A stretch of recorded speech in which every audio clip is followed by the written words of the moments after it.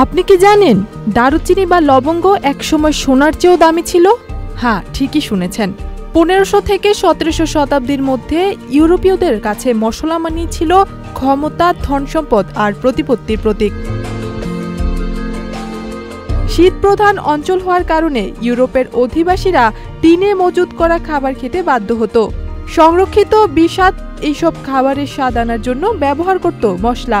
এই মশলা শীত প্রধান দেশে উৎপাদিত হতো না, উৎপাদিত হতো ভারতবর্ষে। এই আকাঙ্ক্ষা থেকেই ইউরোপীয়রা বেরিয়ে পড়ে সমুদ্র পথে।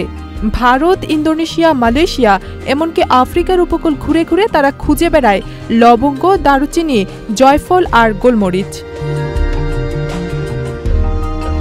আর শুধু ব্যবসা করেই ক্ষান্ত হননি, ধীরে ধীরে তৈরি করেন কারখানা, গুদাম, তারপর ফৌজ।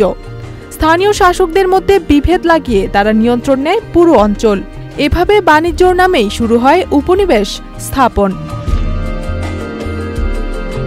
ব্রিটিশরা ইস্ট ইন্ডিয়া কোম্পানির মাধ্যমে শুধু ভারতেই নয়, পুরো উপমহাদেশেই রাজত্ব কায়েম করে।